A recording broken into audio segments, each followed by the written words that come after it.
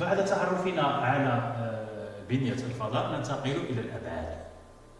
أولا، على التلميذ أن يستوعب مفهوم البعد الاجتماعي ببساطة. البعد الاجتماعي هو متعلق بالقيم الاجتماعية السائدة في المجتمع. كل القيم وكل السلوكات التي تصدر من الناس في مجتمع ما فهي تشكل قيما. مثل ماذا؟ مثل الكذب. الكذب هي قيمة اجتماعية، كلنا قد نكذب، وبالتالي الكذب هي صفة. كيف هي؟ هي صفة سلبية طبعا، وهي خصلة سلبية ينبغي أن يتجنبها الإنسان. تكشف رواية لاسوتيلا من خلال أحداثها عن قيم اجتماعية، هنا ينقص الألف، اجتماعية فاسدة تفشت في المجتمع المصري بعد الثورة، ومن أهم مظاهرها. طبعا حينما نتحدث عن الثورة نأخذ في الحسبان ثورة ضباط الأحرار التي كانت بزعامة جمال عبد الناصر. جيد، قلت أهم المظاهر التي تجلت من خلالها هذه القيم هي تفشي الفقر، أي هناك انتشار للفقر أو التفقير. هناك فقر وهناك تفقير. ثم اتساع الفوارق الاجتماعية، أي الغني يزداد غنى والفقير يزداد فقرا. اللصوصية، أي انتشار السرقة بكل أنواعها، السرقة بالقلم، السرقة بالابتزاز، السرقة بقطع الطريق، السرقة ليلا أو نهارا.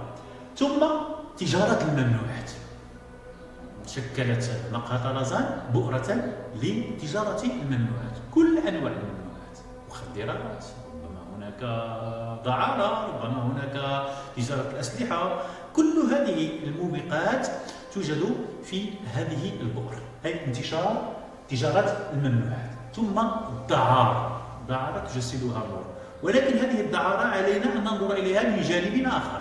ما سبب هذه الدعارة أو انتشار ظاهرة الدعارة؟ ربما هناك حاجة اجتماعية، ربما هناك إكراه. فالدعارة لا تكون دائما اختيارا، وإنما قد تكون اضطرارا.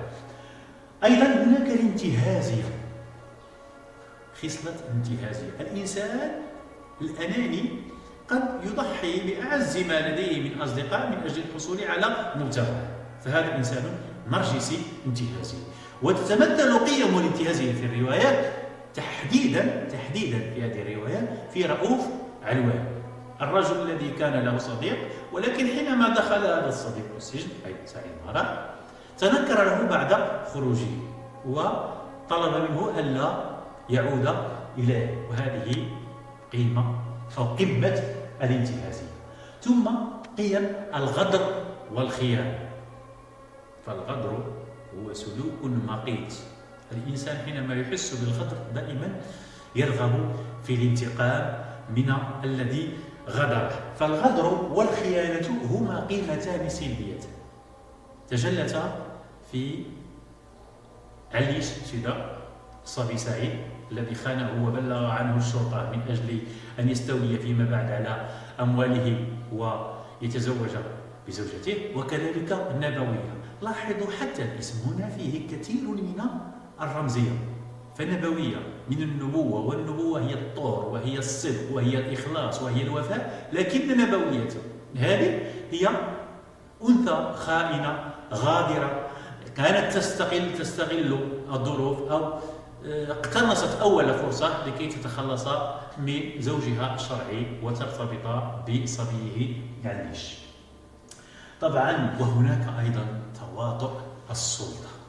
حينما نتحدث عن تواطؤ السلطة أي حماية الأغنياء مهما كانت مكانة هؤلاء الأغنياء. مثلا حينما نتحدث عن تاجر الممنوعات قد تحميه السلطة، وهذا ما حدث تحديدا حينما نتحدث عن علي سدرة. فعلي سدرة حينما جاء سعيد من أجل استرجاع أمواله وممتلكاته تدخل رجل السلطة المتمثل في المخبر، فالمخبر كان مانعا من وصول سعيد إلى غايته، أي استخراج أو استرجاع أمواله عنوة من عليش.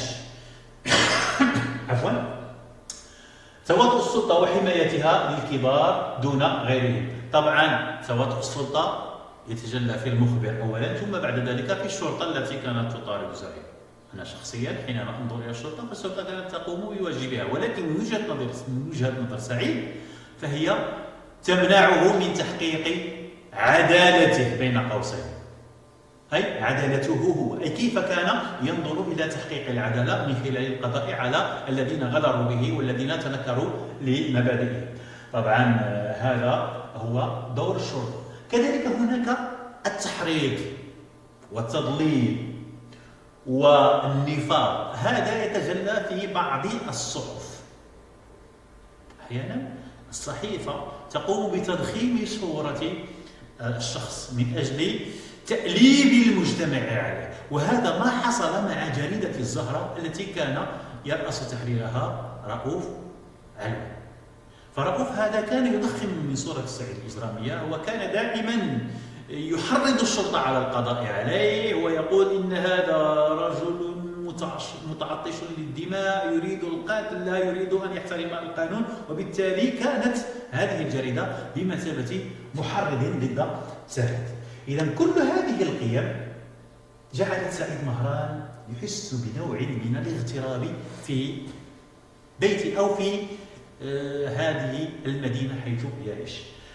طبعا حينما تعرفنا على البعد الأول وهو البعد الاجتماعي أو القيم السائدة المهيمنة، يمكن تلخيصها في أمر واحد: القيم الاجتماعية السائدة في هذه الرواية هي قيم فاسدة، أي سلبية، ليس هناك قيم إيجابية. اللهم إذا اعتبرنا تلك النزعة الروحية التي كان يوصي بها الشيخ، لكنها نزعة غائبة عن سعيد، لذلك لا يمكننا أن نعتد بها.